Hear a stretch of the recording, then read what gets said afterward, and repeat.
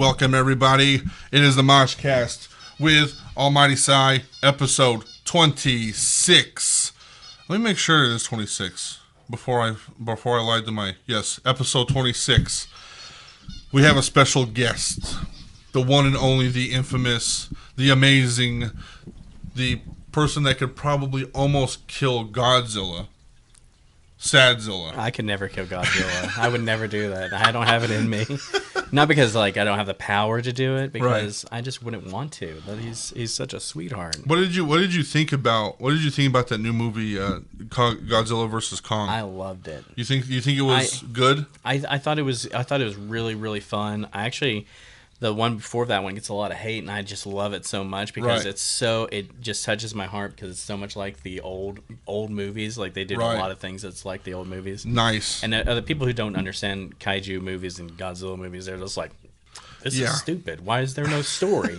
Why are we focusing on all these human characters? It's like that's exactly what we said about the old Godzilla movies, you know. But I mean, it's a part of what it is. So I mean, growing up and stuff like that's all it was the old movies, and then you had like people that were like dedicated to those like specifics, and then whenever it kind of what was it, the 2000s one, the one that kind of like was like everybody it's either Godzilla it's either you loved it or you fucking hated it.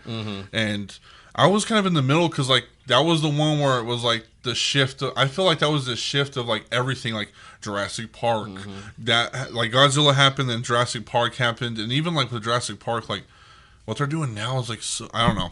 I don't know. I have a different opinion on that. That's a totally different podcast right there. Yeah, for real. But I mean, I can talk about movies all day.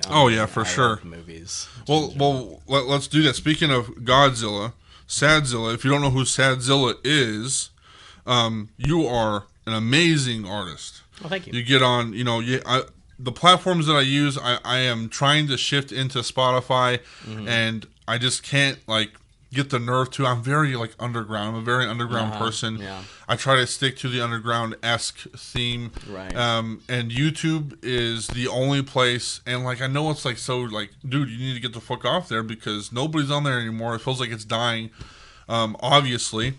But you have a huge following. Like a huge following in the background, like the Spotify views, you got the YouTube views. I've seen all of your stats on YouTube and Spotify, and like you got a pretty big following. Like, how did that become what it is today?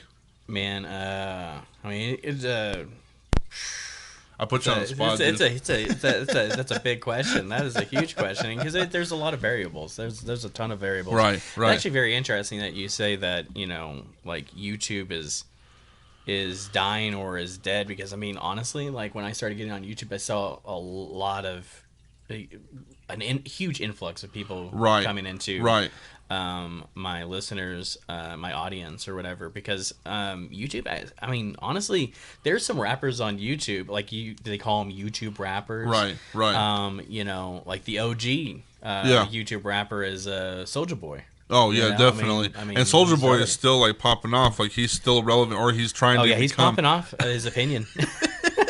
Like he'll just say some random shit, and then he's on every like music platform, and they're like, "This is what Soulja Boy said," and I'm like, "Dude, like, how are you still? Why do we still care what Soulja Boy said?" Yeah, for real. He said that he was the owner of Atari at one point, and I was like, "Bro, like." Yeah, he released, like, not to go on too much of a rant, but he did this thing where he was selling like a bootleg Nintendo console. It was ridiculous. Yeah, that one was crazy. And then you had like Akon, like the Acoin. I don't know if you know what Acoin is. No. Akon had made his own crypto, and it's Acoin, and he thinks that like they believe in theory that if it pops off and he buys enough land in Africa, this is going to be the next Uganda. Like, he's straight up trying. He's literally trying to create Wakanda. Yeah, he's trying to create his own little world. Yeah, I mean, I'm here for it. I mean, Wakanda in real life would be pretty cool. So I'm here for it. But yeah, it's pretty crazy. Rappers be wild, but rappers like Silento. Remember, Watch Me Whip. Watch Me Nene. that was like in the start of YouTube, really. Right, I right. mean that we don't really have those huge big names coming out of YouTube like that, like just out of nowhere. Right. I guess. Well, I mean, unless we don't. If we consider Little Nas X actually started on YouTube also. Actually. That's a whole new. That's the like under the Yeah. iceberg, and then right there, like we can talk hours about those artists. Yeah, exactly. Man. But there's there's YouTube rappers that are making a name for themselves in their own little communities and their own niche little audiences.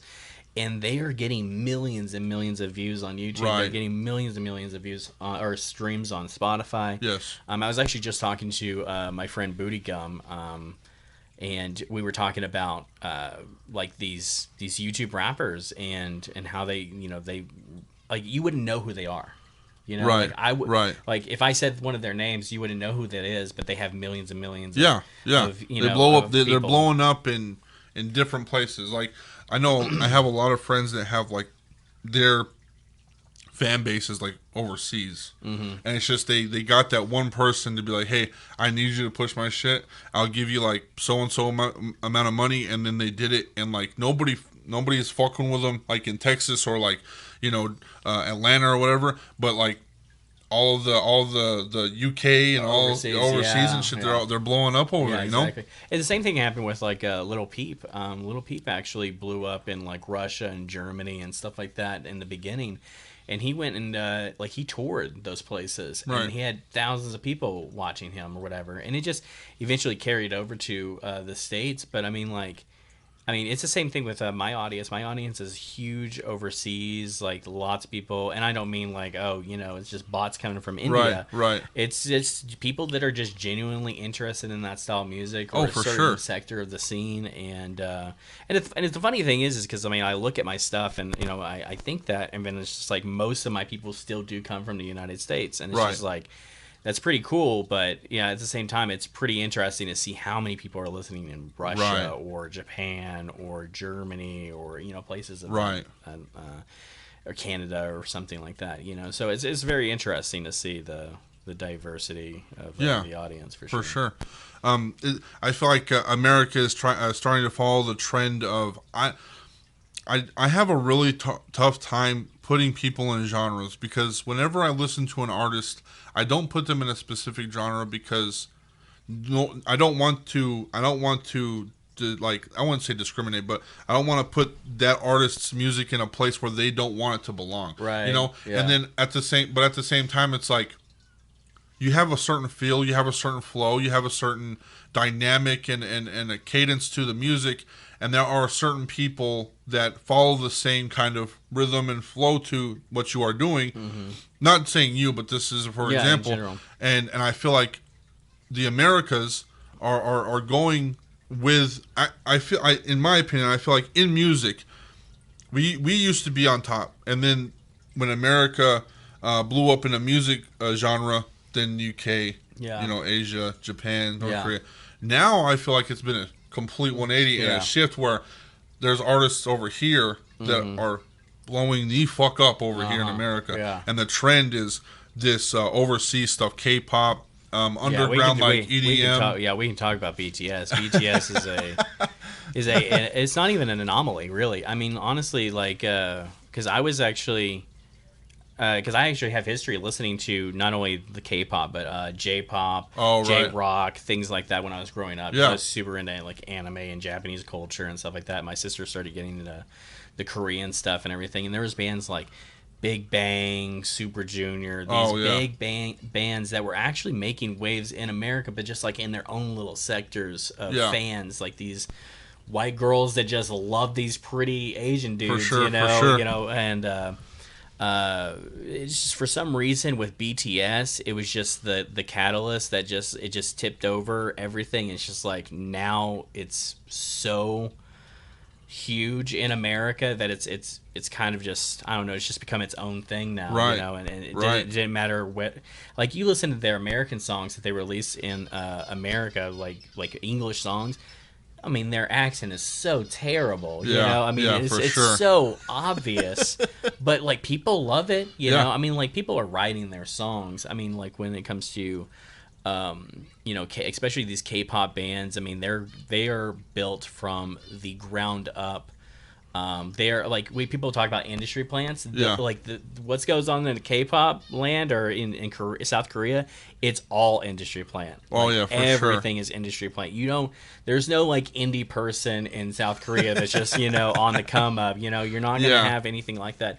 No, like you start from since you're a kid training to basically be this is like what the you're Olympics. doing. Yeah. Exactly. Well, what's crazy about that is that like they have become so huge that the news it's what they talk about most of the time. Yeah. Whenever something big blows up, they're on the news.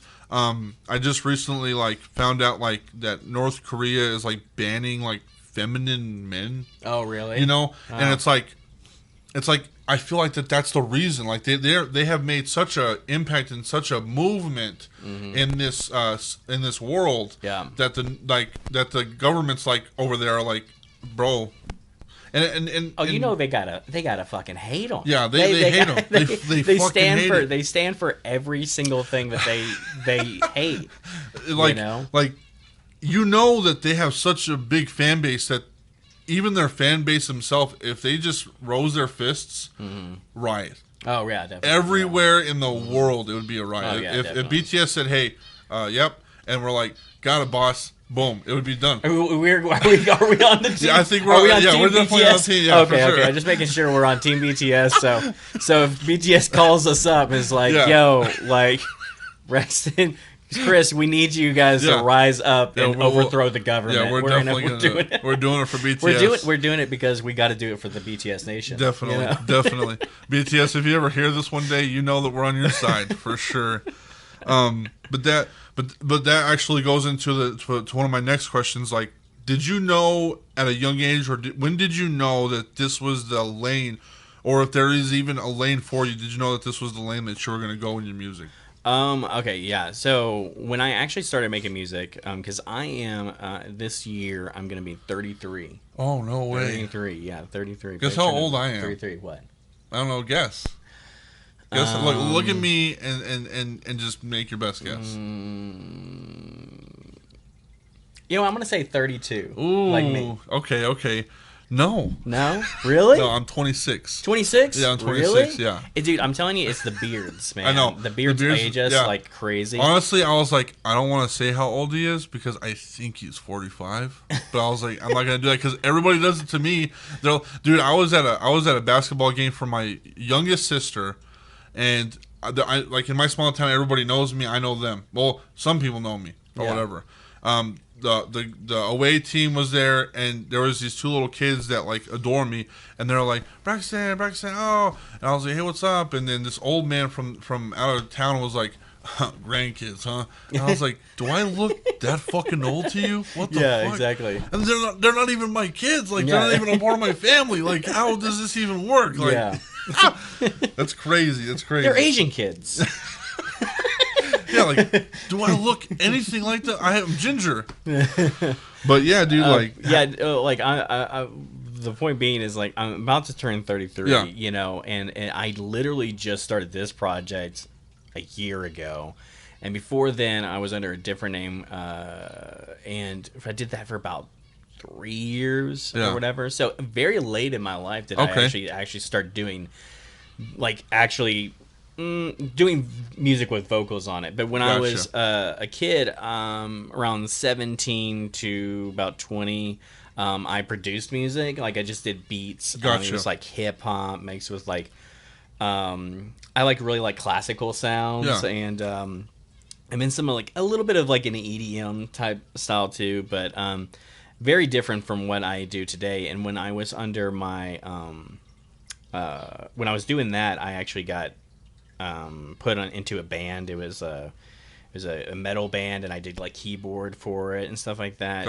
And then that transitioned into like being a front man. I was in a bunch of like deathcore bands where I was the main vocalist on that. Wow. And I did that throughout my 20s as I was a promoter for shows. I was doing a lot of shows here, especially in Amarillo in the 806 area. I was doing a lot of shows. I was doing about 15 to 20 shows a year, probably. Wow. Yeah, it was be about two a month, and it was a fun time. That was when the rec room was going off. I don't know if you know what that is. Yeah, that was that was actually the time when like the infamous, mysterious metal punk scene was here. Right. Because like everybody talks about it, but then you're like in the back of your head, like, was it even here? When did it happen? Yeah, like, did that even happen? But like that's the thing. It was like so underground. That's the nice thing about like this stuff. Like it was here. Yeah. And if you fucking missed it, yeah, it's gone, bro. Yeah, it's gone. It's done. Especially right now. I mean, like after COVID and all that stuff, things changed a lot. But even before then, like the metal scene just kind of like died locally. I mean, we tried to kind of bring it back. I say we. I wasn't really involved with it. I was in some bands, but like some people like Michael Flores, Austin Stromberg, and a few others, like they started booking shows and stuff and carrying on that, trying to keep it alive and everything. Yeah. And there were some good shows. And it was fun, but yeah, I mean, it's so hard to just get people out to these gigs anymore, right? And back then, even back then, it was just like a fun party to go to back then. You know what I'm saying? Like kids were just into it, and it's just like once you get older, you don't have those connections to the new kids that would go to these kind of shows, and so it's hard to change up your perspective and advertise to those people, and you're just hitting up like people that are in like their 30s and they don't want to mosh. Man, you know what I'm saying? I got a gig coming up, and like I have like work tomorrow. I have like I have 5 kids, exactly. Yeah. Dang. I'm working on my new music. Yeah. In my case, right? I'm doing my own shit here. Like, I don't know, man. Yeah, and then not only that, but like people don't want, like as far as like local bands and stuff, like they just more and more people in bands are going solo and just doing their own thing because they're so tired of basically doing all the work for the bands and stuff. Right. And like, no offense to anybody that I was ever in a band with, if anybody listens to this. He's saying like, fuck y'all. Yeah, exactly. No, I mean like, and they would attest to this. I would do like 80-90% of the work as far as like getting the music out there. Yeah. Like making the music. I mean, even making the music. I mean, this is like hard to get people to show up for practices. Yeah, for sure. And for just sure. writing music in general. Like we got to write music. 100%, dude. And so people are just getting tired of it, and it's so much easier just working by yourself. It's probably just this introverted way of life that we're just going in. You know? Yeah. And so I feel like it's a good thing in a way. In a way, I think it's a good thing. I feel like even in the music scene and everything, just doing it. What's the word? Inside this thing. Inside a phone? Oh, yeah. Digitally. Doing everything digitally. Yeah. It just becomes like one of those things where I don't have to go out. Like you're saying, I don't have to move. I can just go do the things that I have to and be in this moment by myself. Mm-hmm. And a lot of music and everything in a lot of podcasts, it's like in the moment type stuff. Like it's going to be there, but you have to be there. Like, I don't know if like you're in the whole podcast world. Are you? I actually have a thing I do called a Zilla cast on. Oh, gotcha. Do it on Spotify. I do like have you heard of the Anchor connection there? Yeah. I've been doing that, and it's pretty fun. But I mean, I have another one that I've done. It's called a Super Ultra Vija Turbo, which is like we talk about like video games and nerd stuff and everything like that. So yeah, I have some experience with podcasts. So in this world, like if you are there, you're there, and you can definitely watch it like later on, but you're not going to get the full effect if you aren't there. Exactly. I mean, even like live podcasts, like Tom Segura and his wife Christina P. Like they do the live shows, and it's like you pay like $10 or $30 a ticket, and you can watch it on your TV. But if you don't do that, you never get that footage ever again. Those people will see that, and no one else will see that. Like it's a weird dynamic to where it's like you're like people are getting upset because they're so used to the old ways where it's like you got to be at shows, you have to see it live. But we are doing that. Yeah, we're doing that right now. Like all you gotta do is click on your TV, and it's gonna be live there for you. Your computer, same thing. Mm-hmm. Now, is it in the same world? No, definitely not. Right. But This is where it's moving to. Yeah, there's definitely there's definitely elements of the old in the new. You know what I'm saying? And there is something to be desired with something like that. Something that you can experience only by being there. They're doing live shows now. Artists doing live shows like on Twitch and stuff like that. Right. You know, they're trying to build up platforms where it's based around music and doing live shows like digitally or whatever, like live streamed and stuff. Right. And it is really cool to see. I've actually been a part of a few like online festivals. It's definitely different in that case. Like we pre-record our sets and then we put them together and you can put all whatever effects you want or whatever, and they put it into a video and then they just stream it to the people. Right. It's definitely different, but I don't know. There's something always. I try not to be a boomer about everything. You know what I'm saying? Like, like I try to just find the positives in everything and not to be too jaded, because I mean, like, if you don't change your perspective and you don't change your way of thinking, you're gonna get lost. Right. You know. Right. And like, what are you really gaining from just staying stuck in your ways? Yeah, you know? definitely. I mean, I was born in the era where it's like, the internet is the devil, right? But also, we're moving forward, and so like I have half of me wants to say, I don't know how to fucking use Cash App. Like I don't fucking, you know what I'm saying? Like there's things like even like Instagram. I can't. I don't fuck with Snapchat. I don't do it. I can't. But like just literally a year after me, that's where Snapchat started. Like those people understand that. Yeah. Me, I can't. I can use Instagram and Facebook. So like there's half and half. It's like me like wanting to be like, oh, it's just better to see in person live. It's better just to be in the moment. But at the same, but there's also a part of me. It's like, it's moving forward. This is what we're doing. There's no changing it.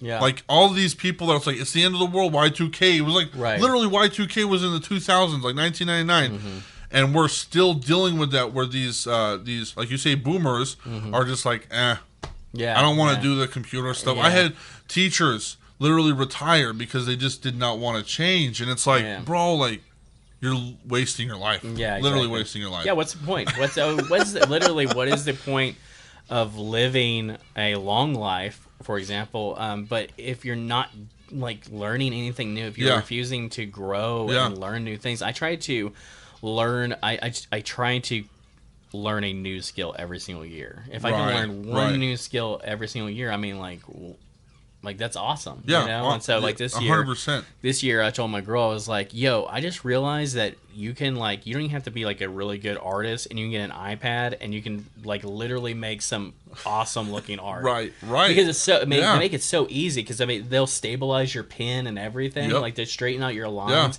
It's amazing. And so I was like, I'm going to learn how to do art, you know? And so, and because I hired a lot of artists to do a lot of my stuff. And so I was like, let me just see if I can make some of this stuff myself.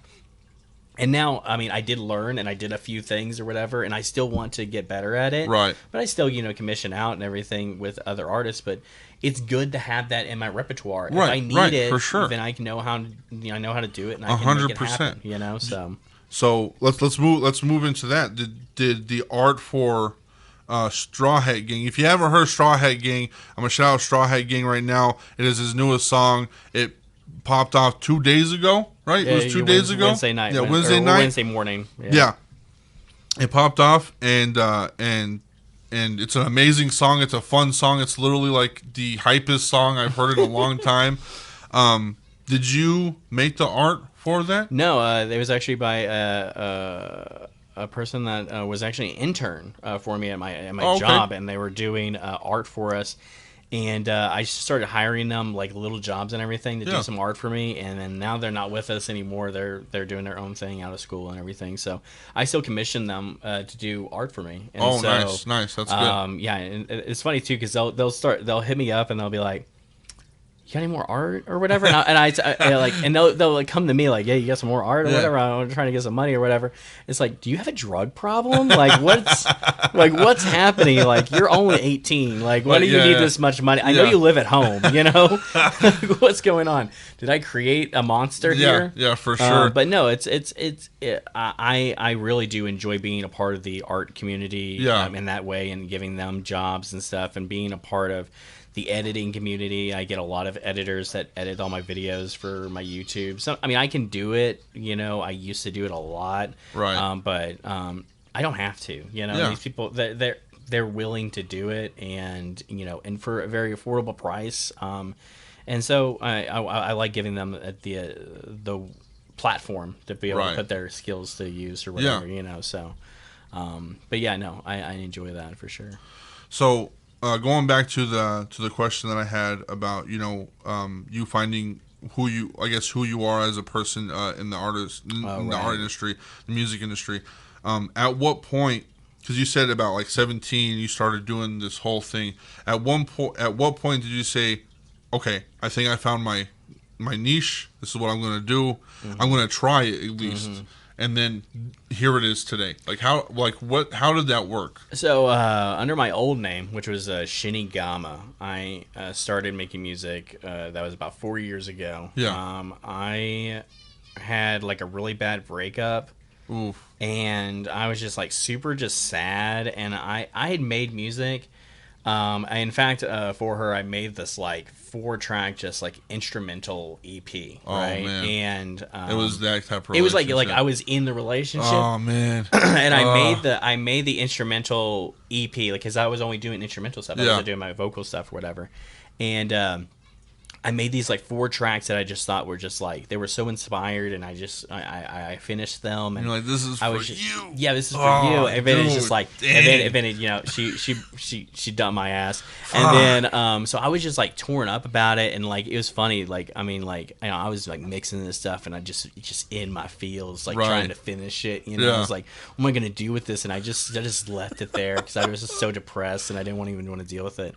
And then I went to Austin with one of my friends, and I was just thinking about stuff because Shinigama was like a meme page that I had made like 2 years prior to that. It had like 150,000 followers or whatever on or likes on Facebook, and I would get like millions of views. I was basically memeing like metal stuff. Gotcha. And sometimes I would make like metal covers, or I would do like stuff like do like nerdy stuff like, oh, it's Voldemort versus Darth Vader in a breakdown battle. I called them breakdown battles. And you know what's crazy? I feel like whenever you said that name, like there was something in the back of my head that's like, I remember that somewhere. You probably saw it. I probably have seen it somewhere, So that's crazy that you bring that up. Yeah. Even one of the memes ended up on Rick World Star Hip Hop. Like, it was ridiculous. That's crazy. I did like this voiceover over the Olympics. Like Team USA was coming out, and I put Waka Flocka Flame on in the back, and I was just like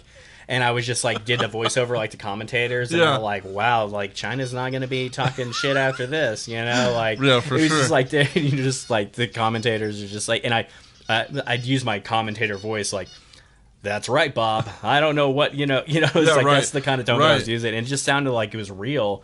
And even Waka Flocka Flame shared it. It was just ridiculous. But that's crazy, man. But anyway, no, that was like a meme page, and I was just like, you know what? I can make music. Yeah. Why don't I just start making music under this name? Okay. I can release under it or whatever. And so I started, using my skills that I had acquired when I was a kid, making beats and stuff like that. And I produced all my stuff. For like those first like 2 years, I probably released about like 100 songs. Dude. Yeah. Like I was living in my friend's trap house for like $300 a month, just a room, and he made music with me, and I got him started to making music. Kid Carrillo got involved in that at that Shout point. out to Kid.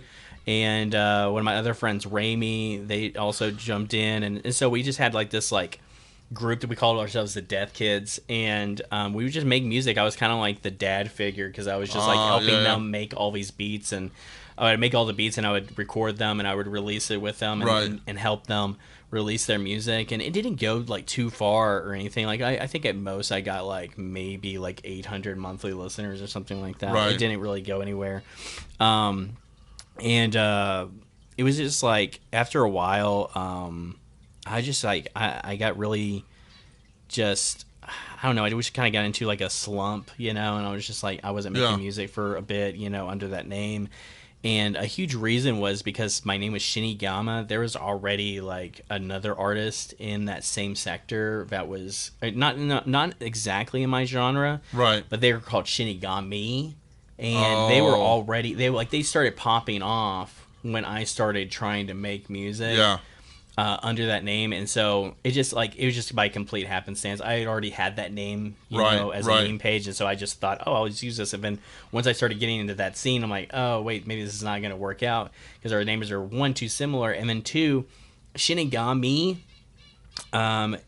is like you're talking like Death Note is a huge anime that would be referring to, or Bleach, and things like that, and Shinigami and just in general, because it means Death Reaper or Grim Reaper. Right. So it was just like this is like, so if you search up my name, you would get him, you would get Death Note, you would get Bleach, you get all these other things. So you're not getting my music. Yeah. And so my first name that I had, I finally stopped being stubborn because I kept on telling myself, I'm like, this is not.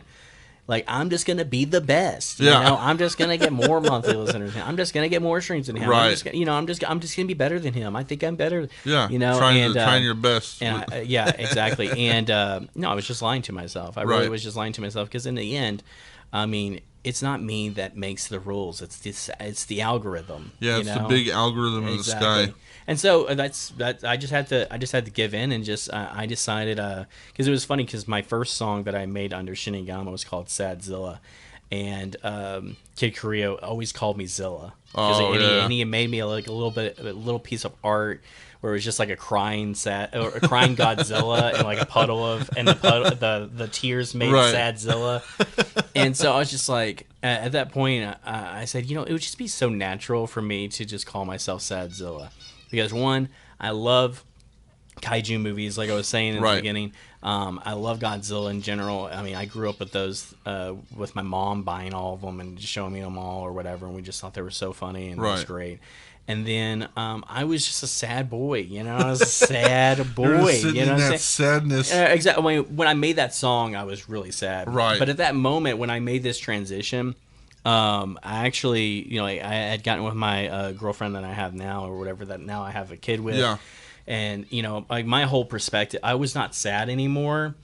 And I started making music under SADZILLA, and I was like, I gotta keep up with this like emo, trap vibe that I got going on here, and maybe I just need to start getting into that. I started using other producers' beats instead of using my own, because it was so much easier to write music to beats that aren't mine. Right. Man, I get way too into it. Yeah, it's very. And once you start doing beats that are your own plus your music, then you turn into this thing where it's so detailed. Exactly. To the point where like you get it. Yeah, nobody else gets it. Exactly. They're like, I don't really get the point, I don't really know what you're going for. And so I stopped making my own beats, and I just started using other producers, and that allowed me to focus on my writing and get more into that scene of like the emo trap sound, because I really wasn't too far into it, because I kept on doing like weird EDM things, and mixing it with like metal stuff. It was just like weird. Every single thing that I did was different under that name. And so I was trying to like find a stable sound, and I started releasing that and that kind of music, and people started really fucking with it. They're like, "Yo, this is really good." So did you wake up? Did you send something out like on YouTube or Spotify, and then one morning you woke up and you're like, "What the fuck?"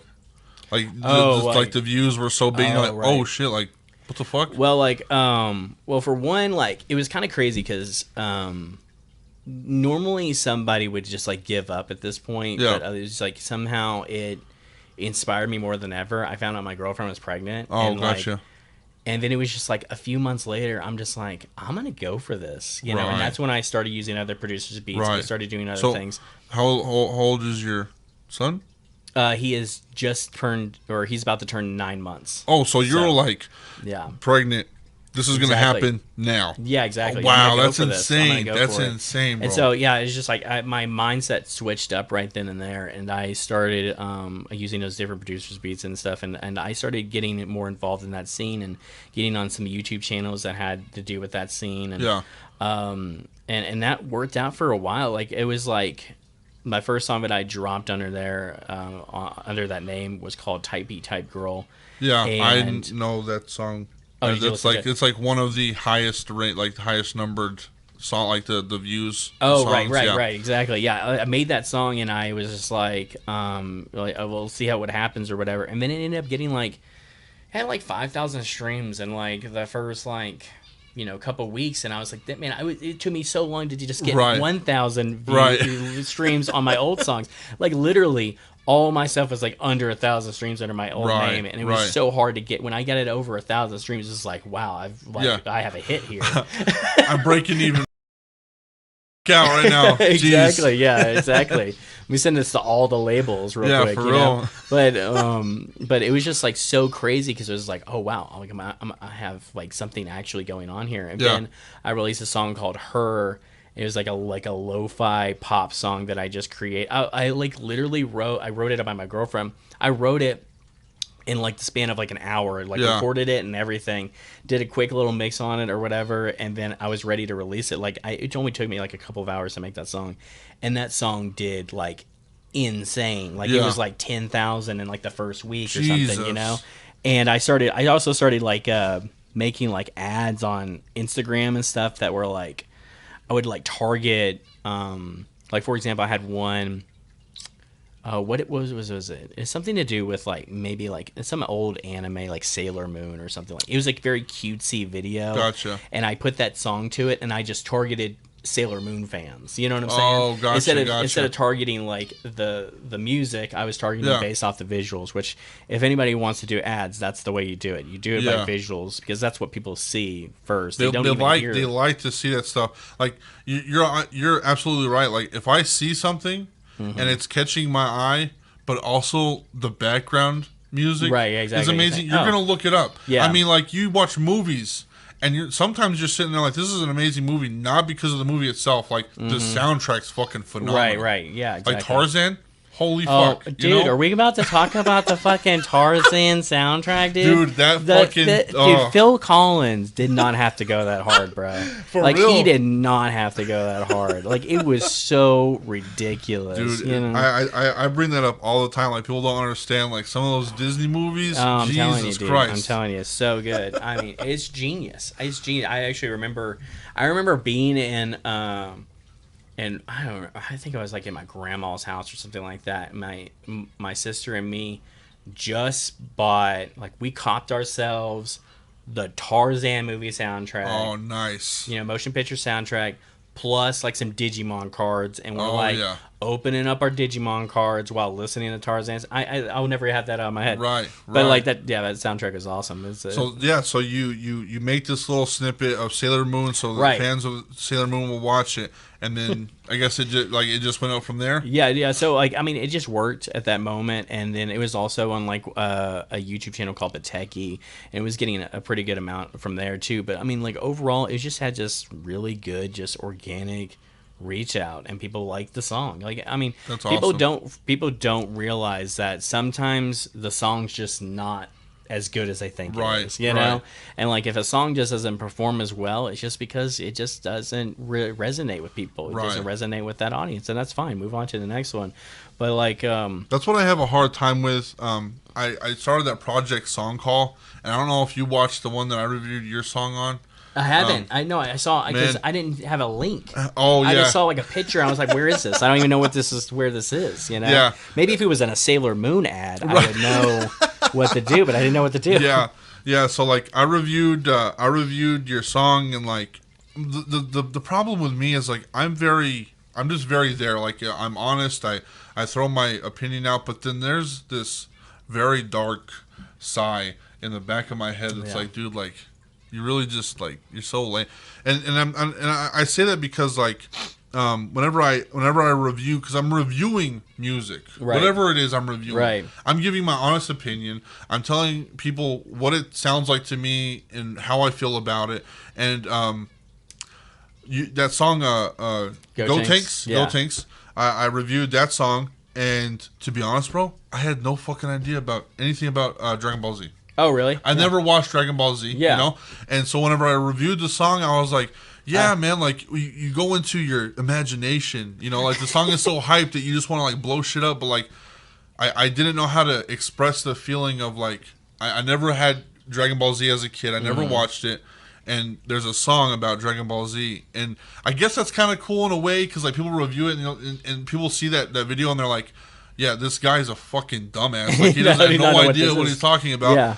But like you said, like, I'm trying to shoot out like this this place where people can get genuine opinions on anything. MOSHCAST, the song called Genuine Opinions, and people can either eat it up or throw it away. Exactly. Yeah. And it's so hard. Like you said, you were targeting people for this specific snippet, and it's like whenever I'm on YouTube, we talk like on MOSHCAST, we talk about everything. On Song Call, it's a little bit easier. I can target musicians, artists, and stuff. But with MOSHCAST, it's like we can target the LGBTQ, we can target the BLM, we can target comedians, we can target podcasters, we can target all these people, and it's so hard to get all that information in one little description box. Exactly. You know? Yeah.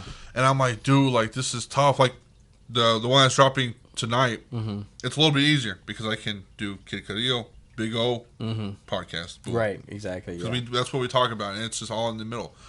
But last week, it was this girl named Alexia. I don't know if you know Alexia from Amarillo. Shout out to Alexia. She's a photographer. She does boudoir photos. She's a porn artist, porn photographer. Right. And we talked about a lot. Just got really deep into it. A lot of porn. We just talked about porn the entire time. We just talked about a lot of porn. We showed porn. I'm just kidding. It's like, well, that's that. If you want something to sell the podcast, yeah, for real. I mean, but we talked about. We just got really deep into like a lot of kid trauma, a lot of and then we talked about photography, and it's like, bro, where do we even go from here? Like, how do we even produce this? How do we even make this possible where people can see it? And you know what the answer to that is? No, Me. You're the answer. I'm the answer. You're the answer. I am my key. Because it's all about branding. Okay, yeah. You know what I'm saying? It doesn't matter what you're... Like Joe Rogan doesn't have to explain every single thing that he's talking about. You're right. And so, like, he just... I mean, like, anybody that's doing a podcast, it's all about branding. It's like, I don't care what you're going to talk about. I'm going to watch it because you're doing it. Okay. You know what I'm saying? Right. And that's how... I mean, honestly, that's how reaction channels work, too. We actually have this one guy in a group chat that I'm in or whatever, and like he just started like I think he reviewed Cell games. Oh, gotcha. And like from that moment, I was just like, dude, this guy is fucking hilarious. All he does is just get high and listen to our music, and he'll go on these tangents, like in the Cell games one or whatever. Like he'll stop it. He's like, so I'm thinking like this guy's like Krillin, you know, like he's got like that like short king vibe, you know, but he can do a Destructo disc, you know, for sure. You know, you don't know what I'm talking about because you don't know Dragon Ball Z, but you know what I'm saying? Like he's just like what, like he's all crypto, exactly, and he just gets that's the funniest part about his stuff is because like honestly, I have no idea what he's talking about half the time.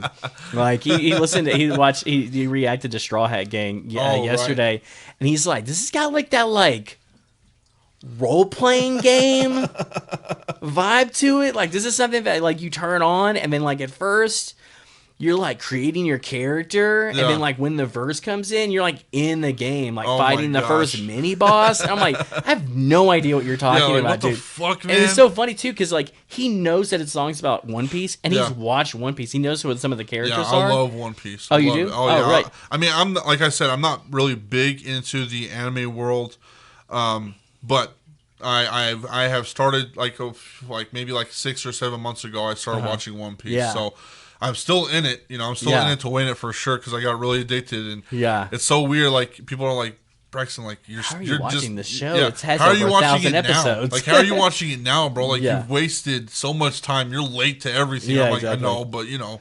But once you catch up, then you won't be late to everything. For sure. You know what I'm saying? You'll be right there with everybody. It just takes 1,000 episodes to get there. So whenever you drop that song, shout out to the fucking Straw Hat Gang. I'm going to keep on playing your shit all the time. Keep on doing it because I put so much money into that song. Definitely. We got to get it. You told me you're like this is the biggest production I've ever I put this. You pushed this hard. I've never done.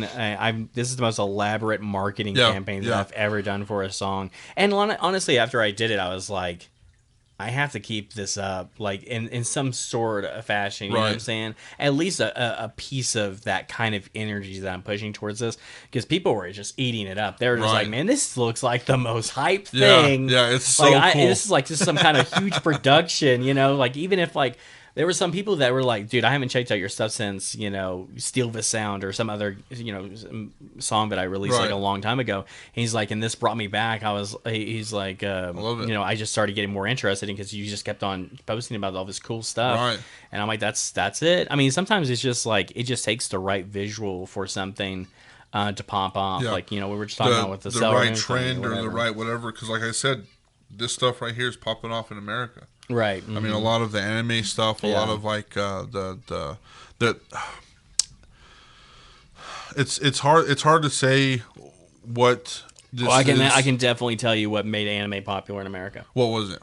So like when I actually was talking about this with somebody else or whatever, and this might not even be politically correct. I'm not sure. I think it is, but we'll try it. But like when I was growing up, I was watching Dragon Ball Z and stuff like that on like Toonami and stuff. Like Sailor Moon was on there, Cartoon Network. We couldn't get anything, like as far as like merchandise, action figures, games, nothing. Right. Because everything had to be super like imported, and it was super expensive. They weren't really releasing a lot of this stuff in America. Honestly, when it came down to it, it was just like a bunch of weird dudes that watch this stuff. You know what I'm saying? Dweebs. I mean, like, do we even need to bring this stuff? Do we even need to Americanize this? You know?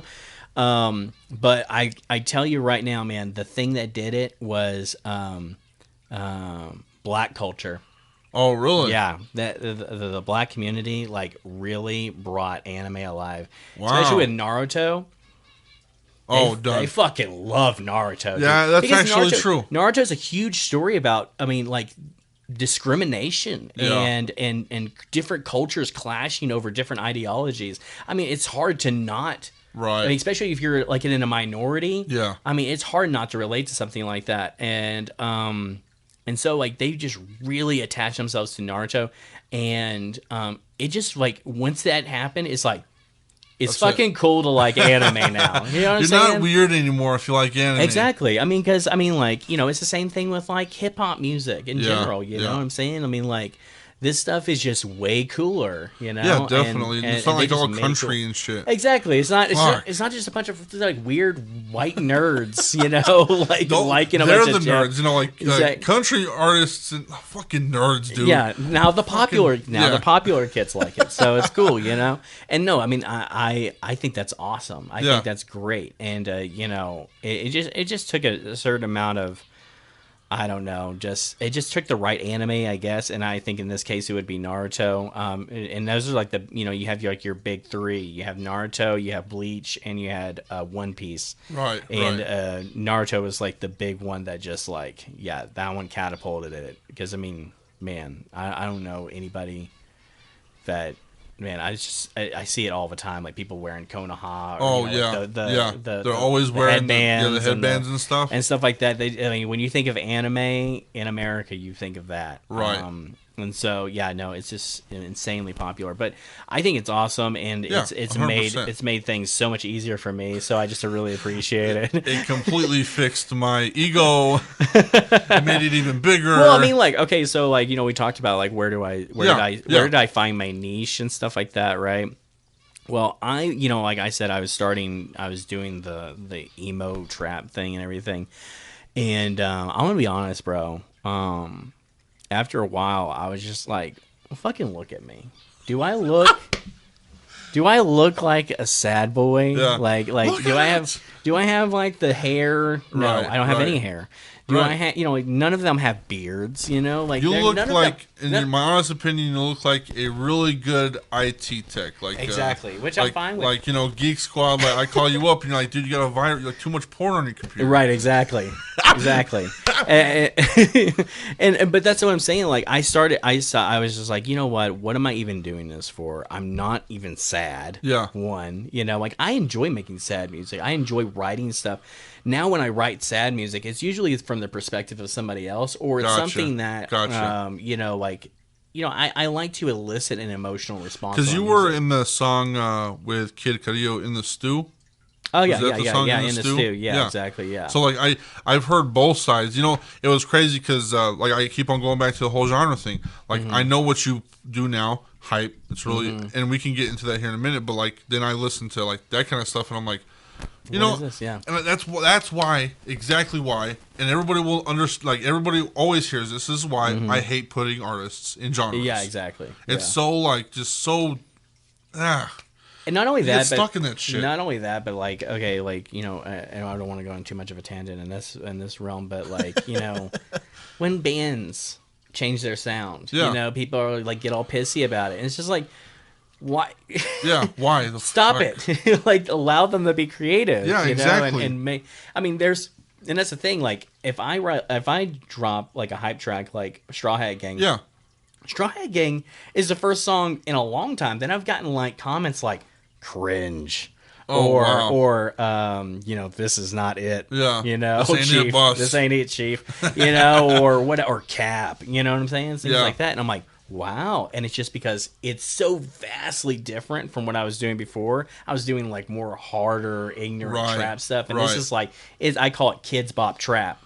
This is what I call kids bop trap. It literally sounds like an opening to. It's funny too because my sister and my mom, listen to it and they're like, this sounds like this would be an opening to like an anime, and it's like I don't think any anime would start off with, bitch, I got that boom boom, and then like saying motherfucker, but I'm saying it like motherfucker, right? It sounds like a kid. It's like, what am I even listening to? That's why I call it Kids Bop Trap, because it sounds like it would be like a kid's song, but it's like it's totally not. Yeah, definitely. Back to what I was saying. Which I don't remember what I was saying. That's what happens in this fucking place right here. It's like that's what actually happens.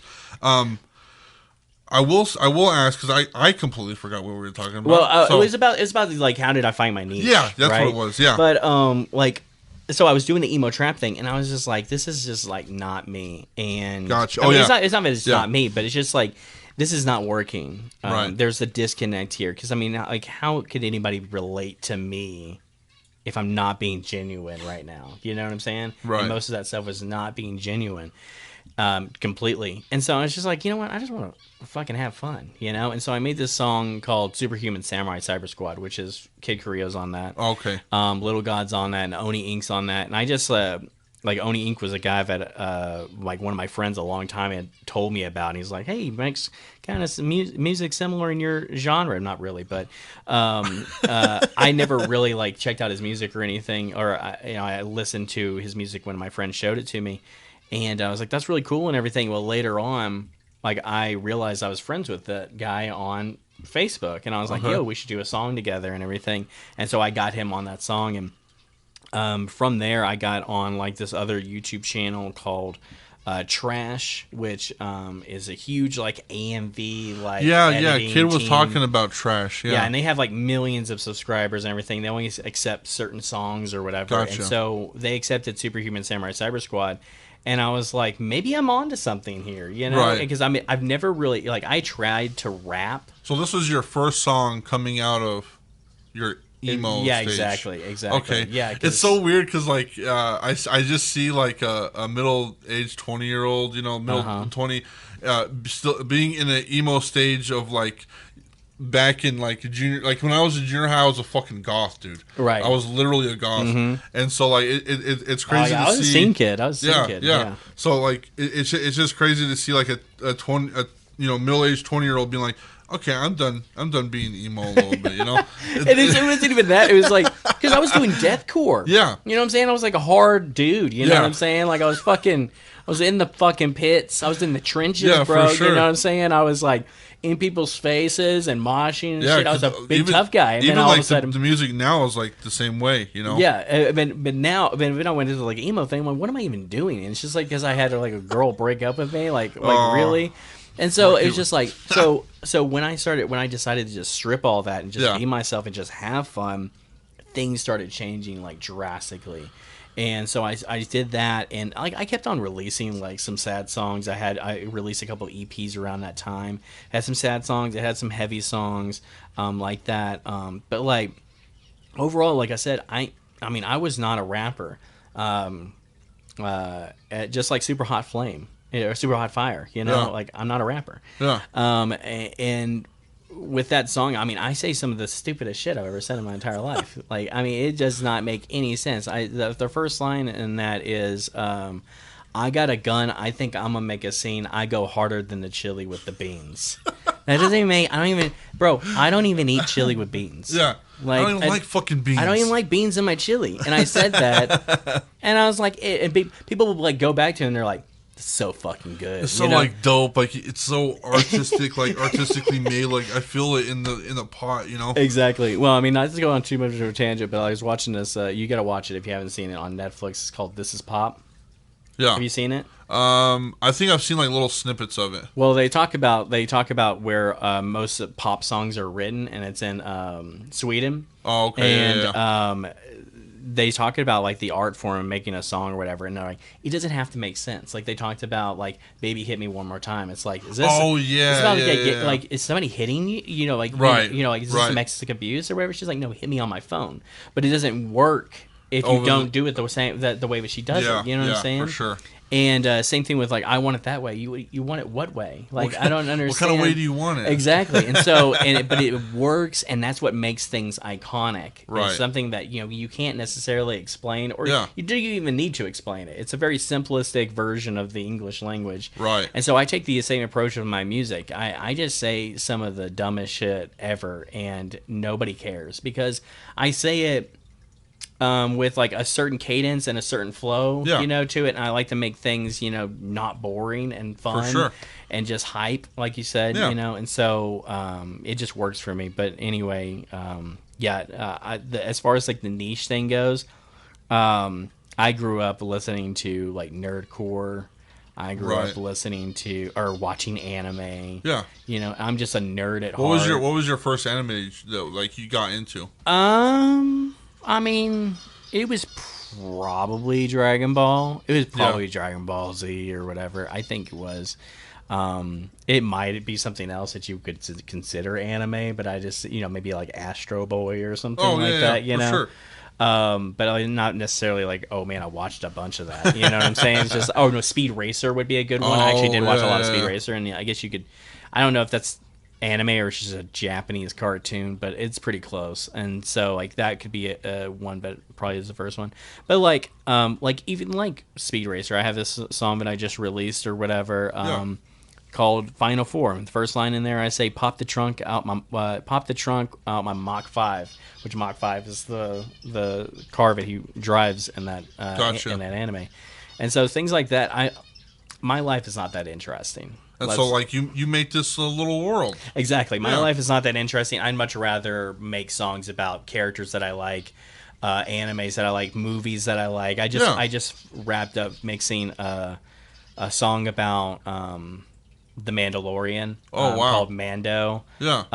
And I'm super stoked on that. Which, by the way, was a fucking awesome little show. Awesome show. I think they're still doing it. Are they still going for it? They are. They have the Boba Fett show coming out this December, and then they have the next season of Mandalorian soon after that. So I'm super stoked on that. But that's what I'm saying. Like, Star Wars. I love Star Wars. I grew up watching Star Wars. I can write about Star Wars. I can write about I just wrapped up this song. It's kind of a little spoiler called Sesame Streets, and it's just about Sesame Street characters like murdering people. It's just like the most violent song imaginable, and it's about Sesame Street. That's gonna be awesome when it drops. But see, what I'm saying, why did I make a song about Sesame Street? Did I even grow up watching Sesame Street? No, but my kid loves Sesame Street now. I have to watch it all the time, so I knew every single reference. So this is going to be, you having a kid, this is probably the best thing that could have ever happened to you. Honestly, yeah, I could any new cartoon that comes out, I'm going to bastardize the shit out of it. Fuck yeah, dude. When my daughter was growing up, she loved Dave and Ava. I don't know, it's like this nursery rhyme CGI thing that people made up, and the kids that are on there are named Dave and Ava, and they just go with the nursery rhymes. And bro, like, I would sit there for hours and hours just watching it. And then something just clicked in my head, because like I hate when parents are like, these things that these kids watch are so annoying. Yeah. And it's like, you can make it fun. Yeah. So like, I literally made a conspiracy about these kids and their dad. Literally, these kids are whiter than snow. They have his hair, right? But the mom is black. Right. Okay. So then I started seeing. I was like, how does this work? Is she a stepmom? Where is the mom? Yeah. You know, I started asking these You're questions. making stories. Dude, I was going hard. I was going to Reddit. I was like, does anybody know where David's mom is? You know, and there was nothing, right? Except there was this one clip. It was Baba Black Sheep. Oh. And he was making the wool. And there was pictures. It was like one for my son, one for my daughter, and then there was one picture of this woman that I had no idea who it was. Yeah. She's never popped up ever on these things. Yeah. I was like, that's their fucking mom. Oh. And then it was like really weird. It was like really like sneaky like, and I was like, this is the video about the dad murdering their mom. Oh my god. You know, and getting a mail order bride, and this is how it is. You know, yeah. Dude, that's insane. That like it's awesome for you to build something that like is literally something that is so like people like us, like adults that have children, are like, why are we watching Trolls for the 27,000th time today? Yeah, and making it into something to where it's like, I can fucking make. Exactly. For sure. And that is so awesome. It does bring some. It brings joy to me more than, you know. I mean, like, what am I gonna fucking rap about? Honestly, I mean, there's. Like, my day consists of literally watching my kid walk or crawl around. I'm not a gangster. I'm not trying to be anything that I'm not. See, that's how I am. It's so hard. I grew up really nice. I grew up in a small little town. Mm-hmm. I never was a gangbanger. I never did really hard drugs. I could say I did some drugs in high school, but I never really was that kid. Yeah. And for some reason, like, I was intrigued with ICP, Immortal Technique, Diabolic, and look at me now. Horrorcore type shit, and like my music is very, very political, very propaganda-esque, you know, System of a Down type shit. And like literally, like my next album, I called my girlfriend like at 3 o'clock in the morning. I was like, what if I called my next album Cancelled, and I was being crucified upside down? And she's like, that cannot work. That is so fucked up. And I was like, I know, but that's the whole point of this. Like, come on, you know. And I see, like, kind of go off what you're saying, like, and stuff. But like, so like I love the scene that I'm in. Like, okay. Let's remember this. Yeah. My whole question I've been trying to get at is, what is your scene? Like, so we're talking about it. What do you want it to be? What is it to you? Right. And see, that's the thing. Like, it's like very online. It's very. I mean, like when I talked about like being on Trash, there's other channels like that, and a lot of the artists that are on there, they make similar style music. It's in the vein of like Suicide Boys, Ghostmane, Poya. Do you want to be a part of this? I see. That's the thing. So like, I really do enjoy everybody in it, and I really do enjoy like hanging out with them and talking to them. They're some of the most like talented individuals that I've ever worked with, and they have such a drive and motivation to do what they do, and they inspire me a lot. But the thing is, and this is the one criticism that I will give every single one of them, and I'm very upfront about everything. Yeah. They call me Dadzilla for a reason, and it's because I do not sugarcoat anything, and I'm just trying to help. They take themselves way too damn seriously. They take themselves way too seriously. It's funny because I just saw, and I like I said, I love all these artists, and they're great and they're good people. But like, you know, they posted a picture of them in Vegas. They have a show that's happening or whatever. And I was actually it's just a bunch of different artists. Just a whole bunch of artists. Okay, gotcha. And is my phone going off? Hope not. Okay, cool. It's just little God. It's just little God. Just little God. It's nothing crazy. He's always fucking just calling little me. God. Yeah. Anyway, so you know, I saw that picture, and I was invited to go to that show by Oni, and he wanted me to come out, and I was just like, you know, it's just too soon. I just recently had this kid, and I'm not trying to go out to Vegas, you know, for, you know, by myself to go hang out with you guys and everything, even though that'd be really fun and cool, you know. I just have my own. I have priorities that I got. For sure. I'm not gonna ask my girlfriend, hey, I'm gonna go to Vegas or whatever. You know what I'm saying? She'd be like, okay. But like, and I really want to put her, you know, if she has something that she needs, you know, she needs me to be there, I'm going to try to be there. You 100%. know, I'm not trying to, you know, go off and, Yeah. you know, leave my baby Yeah. and go chase my dreams or whatever. Fuck, you know, I don't even need to do that. But anyway, they posted a picture or whatever. They look so dark and edgy and just like, they're just so tough looking. And dude, like all their music, they talk about like fucking demons and like killing, and it's very like Juggalo, very like horrorcore. You know what I'm saying? Like they wouldn't want to be called that. You know, there's a negative it's connotation. So Exactly. Oh my gosh, I don't want to be known. I want to be associated with ICP. But I mean, it is like definitely. I mean, they definitely did start something with that. You know, and they just like they're just so dark and just very like I do want to make darker music sometimes. I think it'd be kind of fun to do some stuff like that. Well, you're making a Sesame Street about murder, so exactly. I mean, it's pretty dark, but I mean, like it's done in a comedic way. Yeah, at the same time. So it's like it's not too dark, but at the same time, like I thought about it and I was like, man, if I am in that group. You know, if I'm playing this show with them, and you see me, I'm just like a dude, like in a plain black shirt with a dad hat on. You know what I'm saying? I'm about to be 33 this year. Looks like they drink coffee on a daily basis. You know, reading my newspaper. Yeah. You know what I'm saying? Maybe being like a youth pastor or something. Exactly. Yeah. I definitely have youth pastor vibes. But like I would stand out like a sore thumb. You know. Sure. And but the thing is, bro, is that like that is completely fine. Yeah, 100%. I'm completely fine with being in that scene and doing my own thing and standing out. It's very different in the emo trap scene where it's just like it's just a bunch of kids, you know. Like these guys are actually a lot older and they're more mature and wiser in a lot of respects. And so like I do vibe with a lot of them a lot more, and I haven't had any problem with anybody.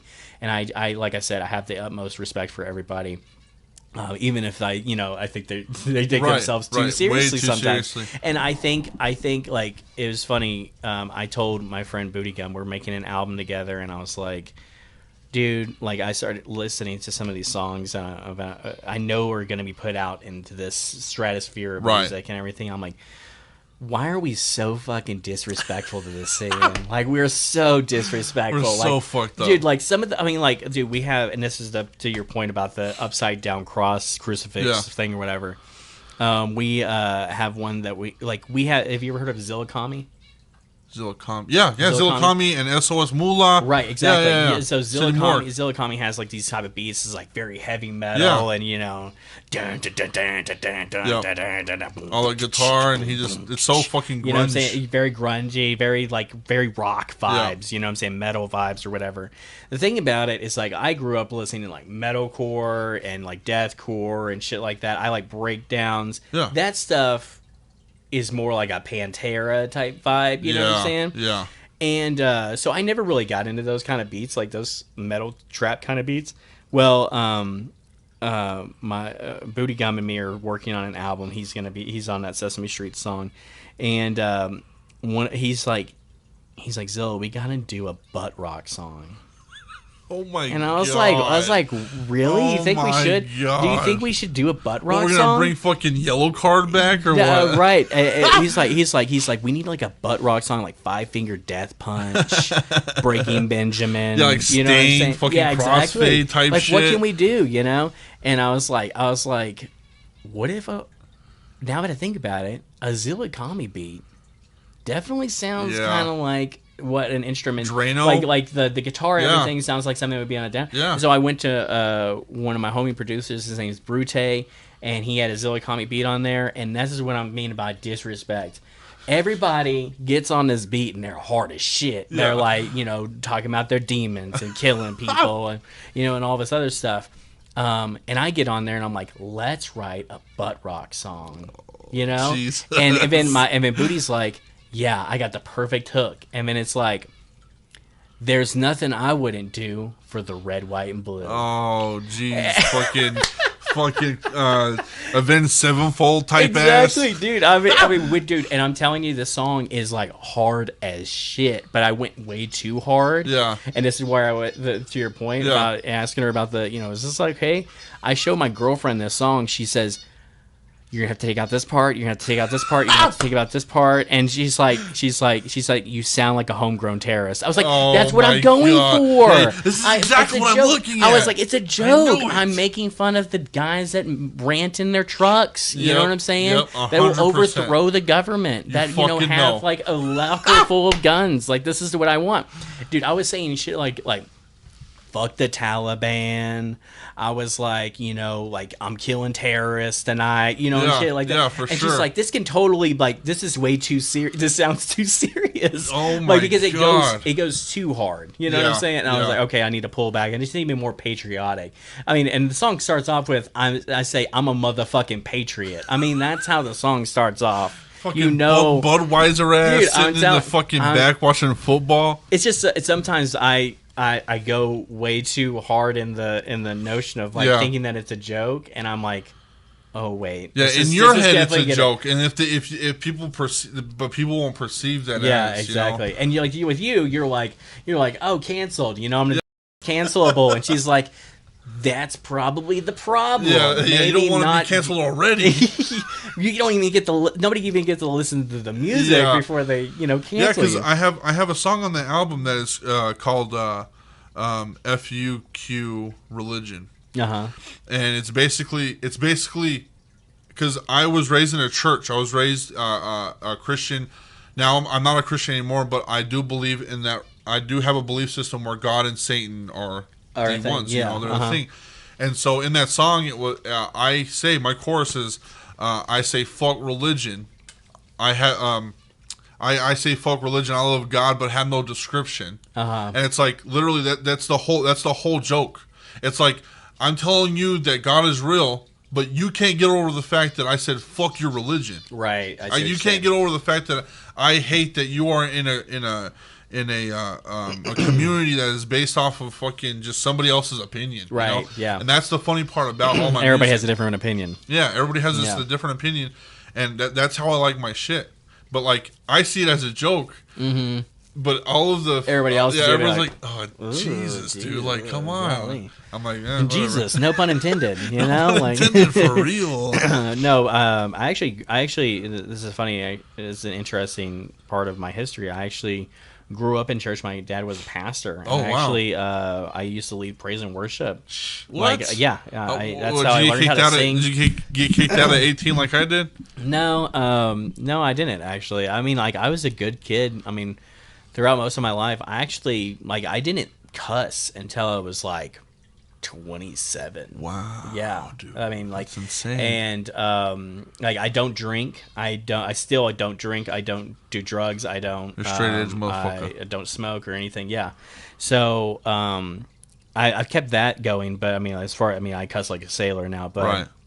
It's just way more fun with music, right? But what was the? But was there a breaking point of like what? Yeah, it was just like when it came, and the thing is that like I still believe in God, yeah, and stuff, but I just don't subscribe to the religion part of everything, and it's just so. Bars. It's just I don't know. It's very manipulative. Yeah. In a lot of ways, and the way that people use it to their advantage for power is. Just very, horrible. Yeah, it's just messed up, so and bad. so and it's unfortunate because I really do, like I said, I believe in God. I think there is a higher power, and I think it is, God. I think it is Jesus and all this, but I just that the people have made it into such a thing that it's just hard to get behind. Yeah, you can love God and still talk about like. Elmo murdering your grandma. Exactly. And liking chili with beans in it, even though it's a lie, Yeah. And just kidding, you can still love God and still go hype as fuck on a trap beat like it's a real thing. You know what's crazy though, and this is why I subscribe to the idea that like literally just have fun. Do what you want when it comes to music. Don't worry about what's popular. Don't worry about what's not going to work, what does work. Just move on to the next thing. I tell people this all the time. I'm going to drop a Christian album randomly.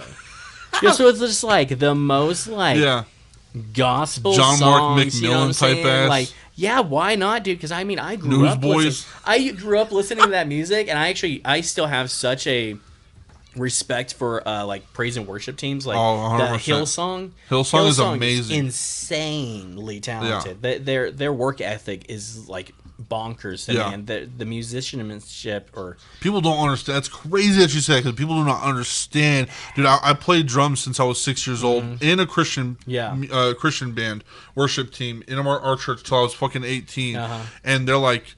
There's days, bro, and I bet you understand that there's days where you're sitting in your car and you're like, man, I could just bop to a 2000s fucking praise and worship song right now. I'm telling you, dude. Like when I said about emo music and stuff like that, or writing sad songs, I really do it in a way where I build up to a big final chorus. I start mixing in the bridge with the chorus. That all comes from my experience with praise and worship music. Right. And I like making things sound epic. You know, and that's so epic because. Especially when I did praise and worship, like I would mix so many different songs and go into different directions and stuff. People are like, how are you mixing these songs together? Like you usually stop a song and then start a new song, and I'd just be like going from one song into the other, and it's just like it elicits an emotional response that, I mean, it's hard not to get into like a worship vibe or whatever. 100%. You're just like in the music and you're like, oh my gosh, yes, praise God or whatever. Like Kanye's new album, Donda, like that's how exactly how it was. That's how it is. It's like just this spiritual awakening album. Like, right. It's so big and it's so like you said, epic, and that's how that's exactly how praise and worship is. It's like you have this big, huge fucking pop in the beginning, and then it kind of goes off into a higher melody form because like that's where the worship is, and it's so and then weird. It just builds back up. And the thing is, it's all improv. It goes off completely the vibe that everybody's giving. You know what I'm saying? You're there at 7 in the morning. Let's run the chorus again. Let's run it. Let's run the bridge again. Let's run the. And people are just like, yes. Like they're just loving it. 7 in the morning, drinking coffee, and you're like, we're gonna play this song, and I think we're gonna play this song, and these go really well, and it turns out to be like this 18 fucking like a set list. Right. I'm like, we could probably get to right here, but we're gonna hope that like. And then what do they do? They take the whole thing and they throw it out the window, and they're just like, screw it. We'll just do whatever we want. Exactly. Just go with the spirit, as they say. Insanity. That's and insane, bro. That's a huge. I mean, I always tell people. I mean, like, I would not be where I am today without all the little experiences that I have in my life. Right. Everybody has a different journey. And so, I don't know. I really, I took a lot of inspiration from that. For sure.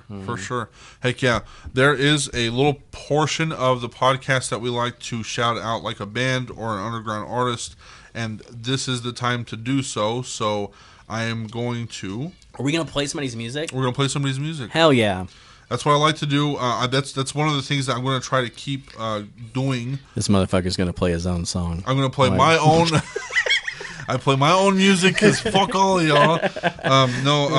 Once I get on Spotify more, I will have a playlist for. I call it locals only. I have a locals only playlist, and I have artists that I have found in this area or in the OKC or the Panhandle or whatever, and so.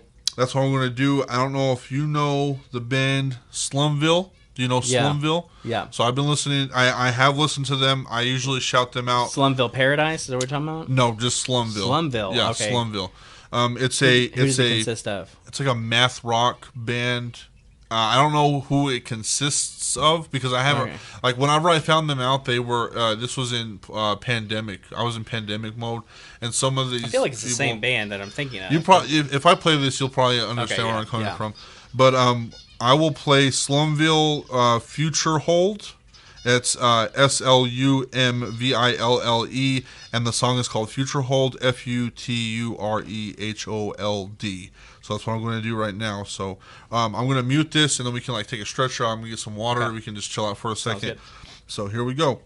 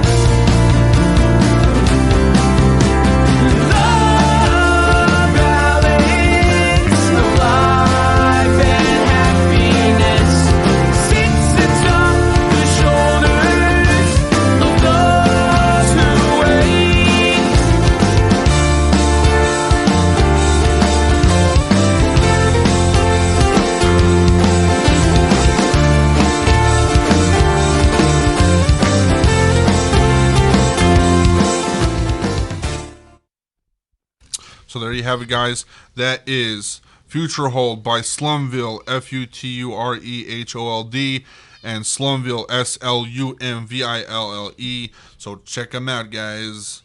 So that's what I do. A little shout out here and there. I used to do 2 songs, and then it just felt like the music was kind of like just taking over the podcast. I enjoy doing the like we were talking about the podcast thing or whatever. I enjoy doing the ZillaCast. ZillaCast is really cool. Like doing the Anchor podcast thing or whatever. You should try it. It's really fun. I might have to. I mean, I've been looking into this is my thing. Whenever I start like getting into a whole bunch of stuff, is like I have to like do the history. Right. I have to look into like what is the odds and ends to everything, the pros and cons to all of this stuff. And whenever I even bought all of this equipment, I was like, what are the pros to doing this and what are the cons to doing this? And what he's saying is it takes him forever to start a project. Yeah, it takes me literally forever to start a project. That is honestly the truth. Like I said, this is my second album I'm writing.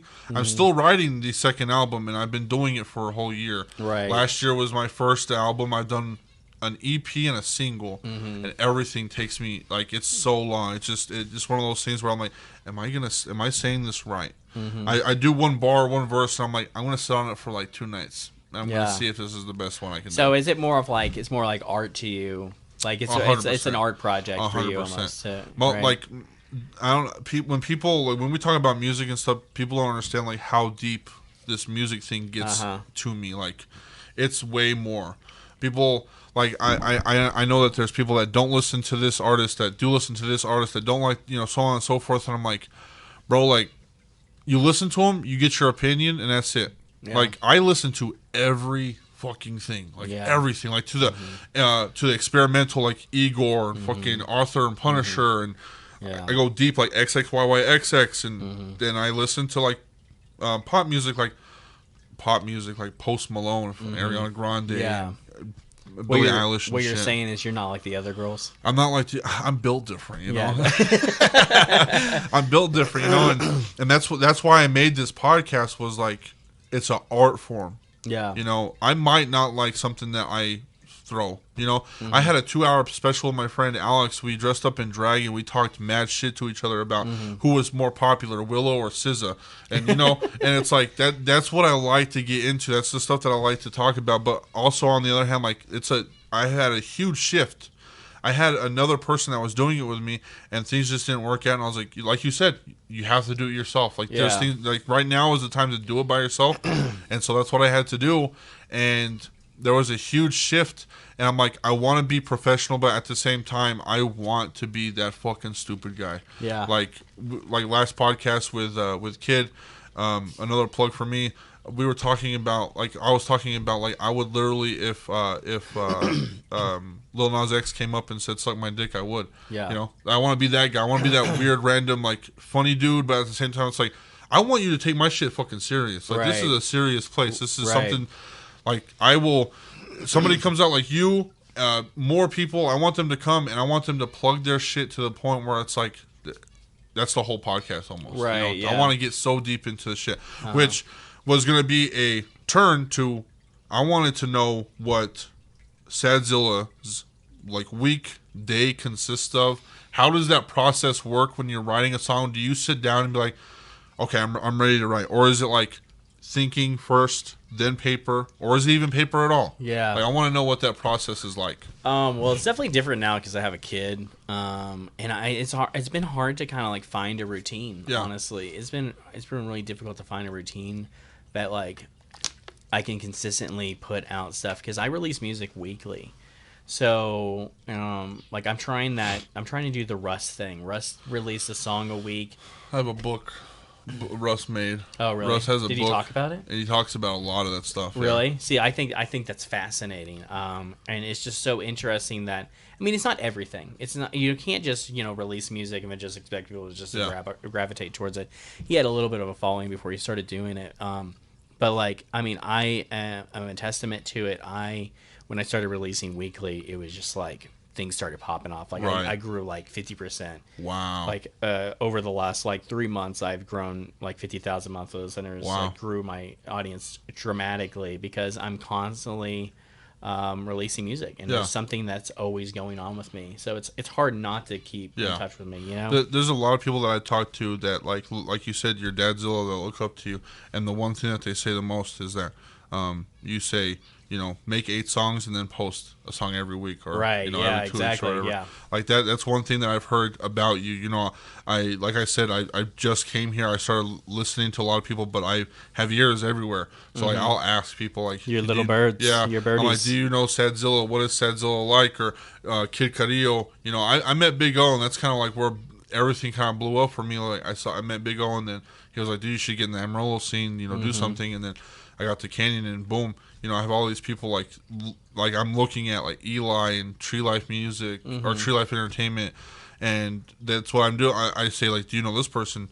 Do you know that? What are they like? How does that they present themselves? And like that's how I kind of went into this podcast. I have legit questions that like I wanted to ask you, but like this podcast has been so amazing to a point where I've only asked one that was in that question list of things. Oh, right, exactly. You know, yeah, exactly. But that's good. That's good. I mean, like when it comes to like my routine, I mean, honestly, now, I mean, it's very just like I honestly a lot of the times, I mean, it's just like I find a beat and then I just get inspired. I mean, dude, honestly. Like like I said, I'm a nerd. Right. I went to Austin with Kid Carillo to do like the stab trip thing that we were filming for my work, and I went to go get me a bunch of anime figures. I spent like $400 on anime figures, dude. Yeah, that's an expensive hobby, dude. I love it. But there was one that I got, and it's just so random. I was like, Mega Man. I got a Mega Man one. And I was like, dude, I'm about to make me a song called Mega Man X. So I go in like automatically like, I'm going to make a song about Mega Man, and I'm going to call it Mega Man X, and here's the beat. I found a good beat for it, and then now I'm going to write it. You know what I'm saying? So like, that's a part of my process. Another part of my process is I like now with my kid, you know, he'll go to sleep, he'll be sleeping or whatever, and I'll just be on my phone and have my AirPod in, and I just listen to the beat and I just start writing on my phone, and I'm just like, just relaxing and just coming up with stuff or whatever, just whatever comes to my head. And, it's gotten easier over the years, you know, writing rap songs basically, you know, because in the beginning I was like, I have no idea what I'm doing. Yeah. Like I could perform it, but like writing it, I could not figure it out, you know? Did you want to do this? Like you said that you know, you did music and all that stuff and you stepped into it. Yeah. But I never did ask did you want to be in this? Yeah. What it is? You know, it's really interesting because I have such a wide range of like inspirations and stuff, and I never thought that I would be rapping necessarily. I thought I would be singing. Wow. And when it came to rapping and stuff, I just had such a fun time. Like I literally can just let loose and just write whatever I want. Like it's funny, I tell all the artists or some of the artists that you know like, I can't write, you know, and I'm like, let's go at it right now, dude, in the DMs right now. I said, let's go at it. Like literally tell me, like give me the stupidest bars imaginable right now. And somebody will come at me with, you know, whatever, and I'll give them something, and they give me something back, and I'll give them something back. Nice. And you'll actually find a lot of gold in there. Right. You know what I'm saying? Right. It's like, oh, wait, this is, you know, just come, because we're just having fun, just poking fun at each other or poking fun at something specific or whatever. And, you know, like those references, those, you know, those rhyme schemes will just come to mind just when you're just having fun. And that's kind of how I have to view my music. And I just try to just do something that I try not to force it. But I try to just, I don't know. It's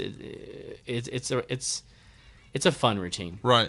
Yeah. So are you a writer or both? Can you freestyle and write, or is it better writing than freestyle? I can't fucking freestyle, dude. I cannot either. Dude, I cannot so freestyle. Fucking hard. I cannot freestyle. Like it's funny because I always I always talk shit about Kid Korea, but he can freestyle way better than me. He did on the last part. He did it on the podcast. Like he did freestyles. What did he rhyme? Did he rhyme do with do and do and do? Yeah, no, he was talking some mad stuff. Like he was talking about rice and being that guy, the Hispanic guy. You know, and I'm like, literally, bro. Kid Korea is that person that his entire personality is that he's Mexican. That is his entire personality. Yeah, he was like Buenos dias. Yeah. You know, I'm like, dude, that's so cool. Like he has that voice, but he works in the news and stuff too. I don't know how. I really don't know. I don't know how to freestyle that way, and the thing is, I don't feel any pressure. I need to. Right. You know, I'm not. You're not gonna have a guy coming up and like, hey, be on the King of the Dock, bro. Yeah, exactly. You be on the King of the Dock, just sitting there like, oh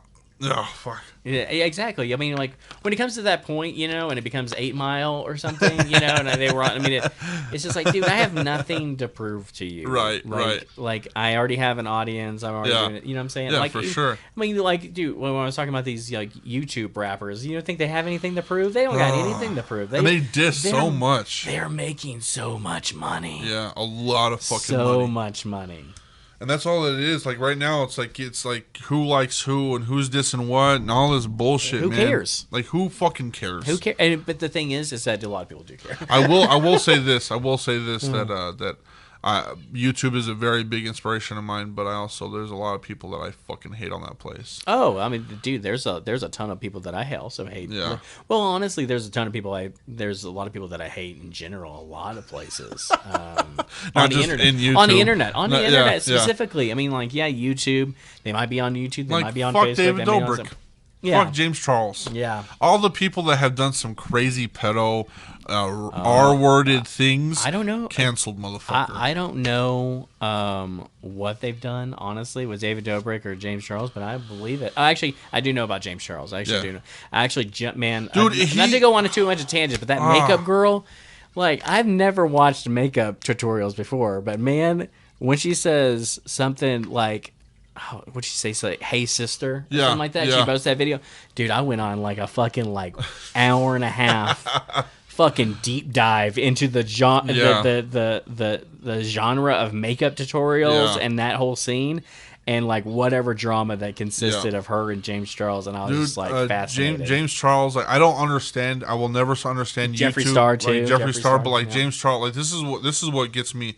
He has had more than 15 allegations of him talking to younger kids, and he's still on YouTube, and he still has a platform, and it's like, bro, what the fuck, you know? David Dobrik, he filmed his friend R-wording 3 women in a room. What? He still has a platform.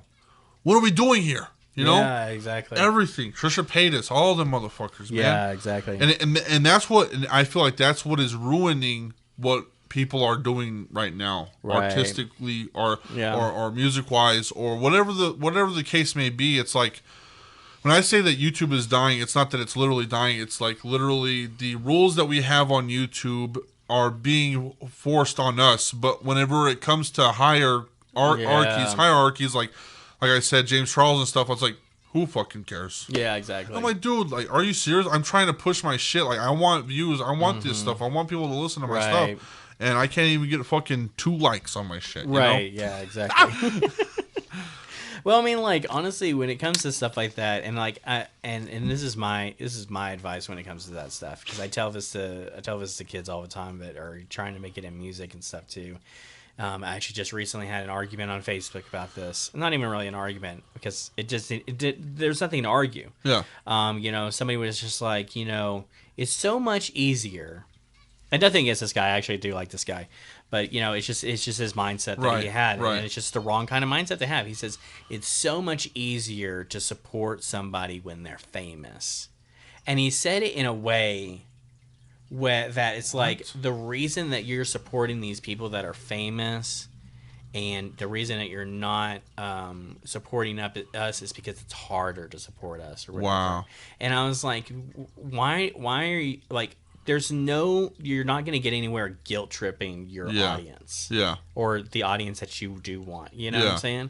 Like, there's, like, I said, and I responded, Well, he responded in that post, and I said, "Why not just tag me?" Because in the group, they do know me as like one of the bigger guys in there. You know, he's probably talking about me. But not, I mean, I don't really care if he is or not or whatever. Like I said, I do like the guy. Yeah. But I posted my own thing, and I said the reason that people don't, the reason that people listen to bigger artists and don't listen to, or it's because smaller artists are. And then I'm like, or how did I word it? Basically, I just said it's because one, you're not releasing consistently. Yeah. One, you're not getting your stuff mixed properly. Right. Yeah. You're only releasing things every 5 months that ago or whatever. You're not properly promoting your stuff. Right. You're complaining about people not listening to your stuff instead of promoting your stuff. You're following and unfollowing people on Instagram. You're not patient. You're not, just all this other stuff that is. This is the real reason why people are not listening to your stuff. Yeah. It has nothing to do. There's nothing against you.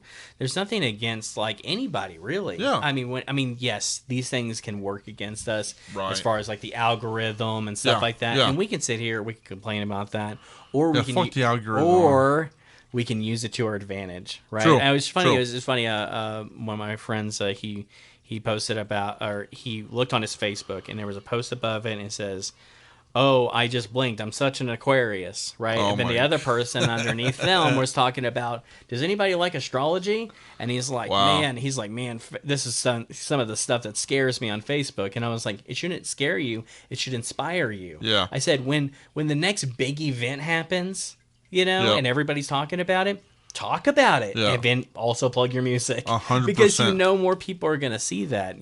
People are not seeing when you're posting a YouTube link onto your Facebook, because Facebook doesn't want you to leave Facebook. Facebook wants you to stay on Facebook. So don't post your link. Just say like, hey, this is where you find it. Your stuff is going to get pushed way more. Yeah. And I do that 100% every time I'm on this podcast. I don't give a fuck. I tell everybody, plug your shit. Say it. Somebody will hear it, and they will go, and it'll be there. Yeah. It's when it comes to YouTube growth, and it's just letting you know how I did my YouTube growth. I did it mainly through Instagram. Oh, yeah. And I would post little clips of my video on YouTube, and then I would link that YouTube link, whatever I'm advertising at that moment, in my description. I say this is a preview. This is where you go and look at it or whatever. If you're interviewing like someone like me, I'm going to share that, right? And then push your thing out or whatever. But you got to tag me. Gotcha. So it's just more. How can I tag more people that are more likely to share this? Yeah. And then so your audience will grow from there. You know what I'm saying? Like one thing that I would tell you to do, for example, you talked about doing reaction videos. Yeah. You're doing these on YouTube? Yeah, reviews. Yeah, it's on the MOSHCAST profile, so it's like MOSHCAST, and then every week I post. It's just called Song Call. Yeah, there's a huge amount of endorphins. Is that what endorphins? Endorphins. Is that endorsements? No, what is it? It's like dopamine. Oh, yeah, endorphins. Endorphins that you get when you see somebody reacting to your music. I guarantee that if I told somebody that you will review their music, I can send you, I will send them to you, and they will send you their link, and you review their music, and they will share it on all their socials. 100%. You know what I'm saying? Like, that's how you build things. You build things by getting involved in the community. One of the biggest things that I've done to build my audience is I get involved in my scene. Oh, gotcha. I do collabs. I do features. I do things like that, and I get more involved with them. And and I'll poke fun, and I'll shoot the shit with them. Like in my stories and tag them and stuff like that. And people know that we're that we know each other and that we're homies. And so stuff like that not only helps them, it helps me. And not only that, it's just fun and just genuine, and so stuff like that, I mean, that makes a world of difference. Right. Well, I will say I appreciate you being so fucking humble to where I just popped up in your followers, and then I started tagging you in my stories and shit. Oh, I love it.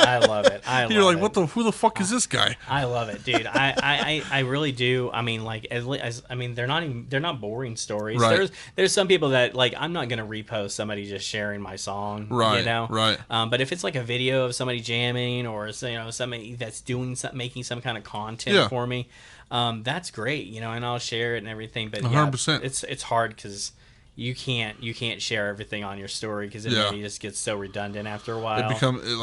I've been trying to push so hard, and like there's days like even like this morning, like I woke up and I'm like, I'm doing this podcast. That's probably all I'm gonna do today. Right. Like I usually try to stay on Instagram, but I was like, man, like I don't even think I'm gonna be doing that today. I've had, we all have lives and stuff. You have a kid, you understand. Like I have a kid, and just I honestly work. have no idea how I do it.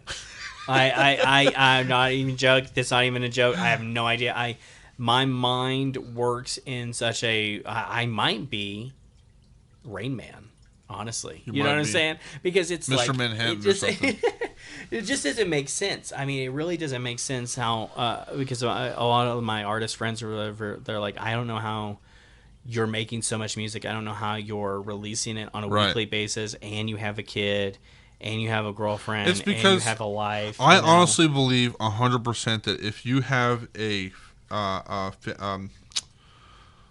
dynamic in your household to where it's like you are going to follow your passions, I've got it taken care of. Like we got this. We all got this. We are a team. Yeah. Do your shit. Yeah. It works out. 100%. That's on period. That's on bars. Like I feel like if you have a backbone in your household to where it's like, yeah, we have a kid. Yeah, we have bills. We have rent. We have these this is life. This is reality. Yeah. But every hour or so, I'm going to fucking make a song. Yeah. And that's your hobby, and it's not hurting nobody, and they understand that, vice versa on each side. Bro, you have it all. That's it. That's the whole fucking life, No, like my girlfriend's like a huge part of my support. Right. And I mean, like I'm basically a full-time dad. I only work 2 days out of the week. And so I just work on the days that she doesn't work. Yeah. And it's not hard. It's not easy making music when you have to watch a kid. You know what I'm saying? Right. But like, so a lot of nights she'll allow me to go in a studio and write music and get stuff done or whatever. And I tell her all the time, I'm like, one day you'll be able to quit your job and I'll just be able to do this full time. And you can have more babies and you can, and take care of them and we'll have a big happy family and I'll do my thing. 100%. That's on bars, dude. Like, I can get into my fucking week that I had, but like, fuel line goes out in the car while I'm going to work because I work nights. Fuel line goes out. Then I get frustrated, get my other car, whatever. The tires are going out, right? I get new tires the next day. Yeah. I put them in the front because I think they're bald in the front. Yeah. Back one blows out. Oh, wow. I get so frustrated. And I'm like, dude, like once something happens, once somebody says, hey, I like your shit, and they're big or something, just anything happens, I'm like, I'm selling the fuck out and I'm going to retire. Because fuck all, like, just, you know what I'm saying? Like, I'm doing this because I love it. I'm doing this because I need it. And if you have a support system in your family, in your friend group, whatever you have, like, it is the most freeing thing you can ever have in your whole life. Like, man, my past has been shitty. A lot of stuff has happened, but I will say that right now I'm in a healthy position to do what I am doing right now, and this is why I am doing it, because there's somebody in my ear saying you can. Yeah. And that's all you need. Yeah, 100%. that's all you need. Yeah, exactly. Some kind of support system or whatever. And I feel like when it comes to, are you wanting to do music or you want to do podcast? Yeah, I want to do both. A little bit behind what I'm doing is I have a label. Oh, okay. Bars. My own label. It's not my own label. It's me and my homeboys label. We made this together. We have a website. We have merch. We have everything. Podcast is on the website. undeniablemisfortune.com. Nice. And so, but I did want to I wanted to be in podcasts as well. Now, whichever one decides to do whatever it does, I'm okay with whatever. But I will say that this is a bigger picture. There's more of this picture than it is than just a podcast for sure. Well, we definitely need to get your music on Spotify. Yeah, I like you told me. It takes me forever. I'm a very forever guy. It's literally the easiest thing to do. I know. Look, you're young. Yeah. I'm an ignorant mind. I'm a little silly boy. You're young. You're 26? Yeah, 26. 26 years old. Look at me, he's like, I'm 6 years older than you. 120 years old. I'm 6 years older than you. 6 years older than you, and I'm doing this. That should be nothing but inspiring. Oh, 100%. It is. That's why I wanted you on here. I was like, I need to get into this guy's mind. I need to get this old fuck on here. Yeah, I need to see what he says about all of this, so that like maybe I can get some type of it really doesn't idea. matter. Really doesn't matter. Just it really fuck doesn't matter. whatever what we all really say here, matter. Dude. I mean, honestly, like, no. I mean, like, it doesn't matter as far as like, it doesn't matter how old you are. Oh, right. It really doesn't matter. And like, I honestly, like, I don't really do a lot of music videos. Yeah. I have my art that I do and everything, and not everybody has to know how old I am, and I don't care if anybody does know. You know what I'm saying? Like I said, I mean, I said it at the top of this podcast. So I really don't care, but at the same time, it's like it's not something that I'm not gonna put myself out there like, hey, look at this old fuck. Look at this old fuck sounding like a hey, a kid. Gabagoo. I sounds like I'm walking in. He sounds like a 13-year-old girl, and he sings about cartoons. Hey, but it fucking works. You got that platform, and you had that little hole in the wall, and it fucking worked for you. Right? Exactly. Yeah. But I feel like we can leave it at that today. I feel like that was a great little pause there.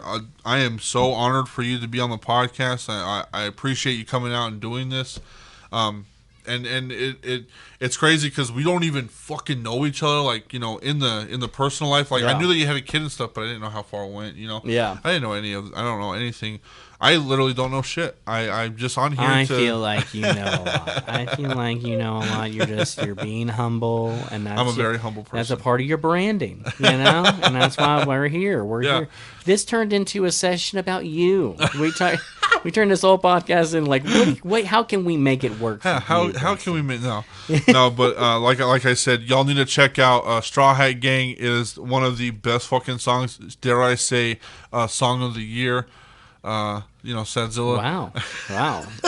I honestly, I really do feel like it should be. Hell yeah. I like it. SADZILLA. This Wednesday, I'm dropping a song called Cocaine with a K. Wow. And then, very edgy. I know, very dark and edgy. And then it's actually just a sad straight edge song. It's just me being sad that people are doing drugs.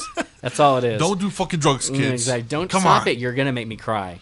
And then we're gonna make a hype song about it. And then after that, I'm releasing a song called Mando. Oh, yeah. So is Mando gonna be big promo? Are we doing something? We'll see. Okay. We'll see. And then, because after that, it's the build up to the Gotta Go Fast album. Oh, and then it'll be I have an EP coming out called I think I'm gonna call it Return of Mecha Sadzilla. Okay. And then I have an EP coming out with Oni Inc. And then I have an EP or album coming out with Dallas or Little God.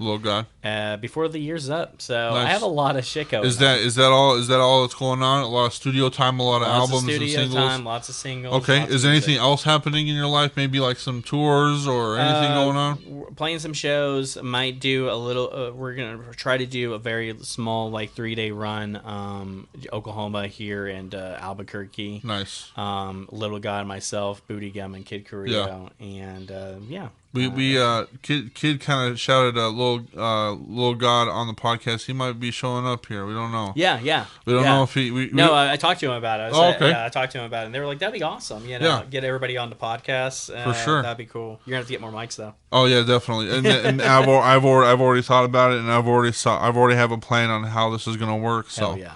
But I appreciate you coming in, boss, and. Like I said, guys, we'll see you next week on episode 27 of the MOSHCAST. And like always, y'all, go fuck y'alls. I can't even find the fucking song. Jesus Christ. Go fuck yourselves. Fuck yeah.